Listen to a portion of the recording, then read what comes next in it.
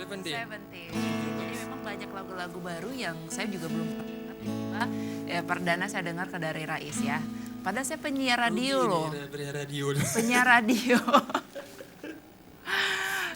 Tapi kan penyiar radionya bukan lagu-lagu pop. Ini lagu zaman tapi lagu. Iya bener. Kamu nggak naik dulu. Nyiarnya lagu apa kak? Gitu. Lagu dangdut tahu nggak sih? Oke, balik lagi dari Cino dan ini adalah sesi terakhir. Saya pengen tahu dari Bang Safrizal ke depannya ini harapannya terhadap konservasi penyu seperti apa? Harapannya ya semoga banyak penyu yang terselamatkan lah. Ya. Jangan minta dibully ya. Oke, banyak berharapnya banyak anak tukik gitu ya, telur penyu yang bisa diselamatkan dan dikembalikan ke habitatnya. Kesadaran masyarakat juga kan. Semoga masyarakat sadar. Oke. Nah, kalau Al-Hadi sendiri, tadi juga berbicara dari awal masyarakat memang pada umumnya memang meminta jatah ya Bang Faizin untuk mengkonsumsi telur penyu begitu ya, dan juga ini melihat perekonomian dari penjualan telur penyu. Nah, sebenarnya untuk Al-Hadi sendiri seorang selancar juga, bagaimana cara untuk memberikan edukasi dan juga informasi sosialisasi kepada warga setempat dalam hal melestarikan telur penyu ini? Telurah. Cara saya bilang kepada warga jangan konsumsi lagi telur penyu agar anak cucu warga besok harinya bisa melihat penyunya juga. Tidak seperti kita yang lihat kita sekarang, jadi penyu sudah berkurang. Iya. Terus kalau ada warga yang nyinyir, urusan kah? Apa jawaban dari Al-Hadi? Kita diam aja. Bagaimana ya? Diam itu lebih baik kan. Lebih baik ya. Kalau Pak Amin sendiri sama sih, hanya kita kan agak-agak susah kalau berhadapan dengan warga setempat karena memang mereka merasa ini daerah saya begitu ya. Bagaimana cara Fahmi ikut mensosialisasi kepada masyarakat? Pertama emang susah sih menyadarkan kebiasaan yang sudah turun-temurun dari masyarakat. Itu butuh suatu pendekatan yang lebih logis. Istilahnya kita tidak cuma hidup hari ini, masih ada anak cucu kita ke depannya. Jadi yang jangan sampai kita menyalahkan keadaan, suatu saat nanti tidak ada lagi penyu yang mau naik lagi ke darat gara-gara kita hari ini tidak mau menyelamatkan penyu-penyu tersebut. Betul. Masih ada cuplikan video nggak nih? Masih? Oke, nggak ada lagi ya, udah habis ya. Bang Faizin, pilot projectnya di tahun 2020 ini apa saja terkait dengan konservasi tersebut? Yang sudah kita jalankan, yang pertama di bulan Februari kita ada bekerjasama dengan sebuah sekolah yang di situ terdiri dari sekolah bahasa Jepang. Mungkin komunitas bahasa Jepang bisa bilang.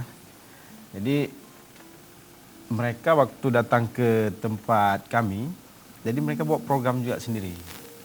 Jadi edukasinya melalui nanti pengukiran penyu di batok, terus dengan gambaran perjalanan hidup seekor penyu. Betul.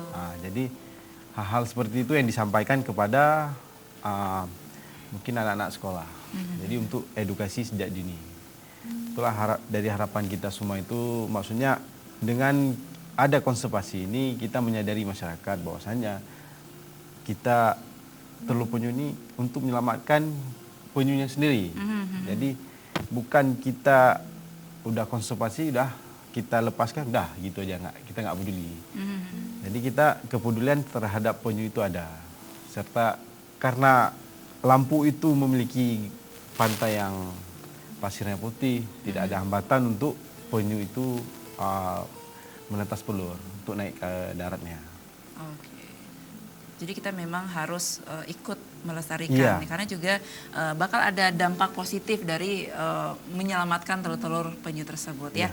Oke, dan juga pemirsa, dinosaurus yang diperkirakan punah pada 65 juta tahun yang silam Tapi karena kehebatannya dalam beradaptasi dengan alam, ini penyu mampu bertahan sampai sekarang walaupun saat ini sebagian spesies sedang dalam masa kritis ya. Itu dia hampir punah begitu ya Bang ya. Dan berdasarkan penelitian, penyu ini sudah ada di muka bumi sejak 150 juta tahun yang lalu dan usia hidupnya memang cukup panjang, bahkan bisa ratusan tahun. Saya belum pernah ngeliat penyu yang sebegitu panjang umurnya ya. 100 tahun loh Rais ya. Oke, ya karena itu kita memang harus terus ikut membantu melestarikan telur penyu untuk dikembalikan lagi ke habitatnya begitu ya. Nah nanti ke depannya tahun depan rencananya kapan lagi nih pelepasan tukik? Boleh dong ikut? Boleh. Nanti Kapan kira-kira? tahun depan mungkin kita di awal Januari. Awal Januari. Ah, Mudah-mudahan saya masih di sini ya. Iya. Kok. Walaupun nggak di Aceh TV, di luar kan bisa juga. Betul. Ah. Deal dulu nih. Deal. Deal ya tahun depan ya. Ini saksi nih. Bahwa saya nanti Aceh TV juga ikut berkontribusi Ya. untuk kami ingin melihat langsung seperti apa sih bayi penyunya tukik ya, Tukik. yang dinamakan Kita tukik. sebut Dan juga jangan lupa tetap menjaga kelestarian kebersihan pantai ya pemirsa. Jangan sampai Anda ini membuang sampah sekecil apapun sampah ke laut.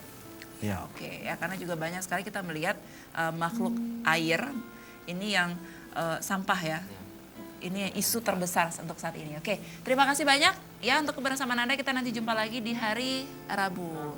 Dan jangan lupa juga kita sekarang sudah ada program Aceh Jino Jalan-Jalan. Masih barengan kita berdua, Tia dan juga Rais ya. Pamit ya pemirsa, terima kasih banyak dan terima kasih untuk teman-teman konservasi penyu. Mas Afrizal, halo. Maaf ya kita tadi bercanda ya. Jangan sampai dimasukkan dalam hati. Oke, dan terima kasih. Sampai jumpa. Saya Tia dan Rais. Pamit. Assalamualaikum warahmatullahi wabarakatuh.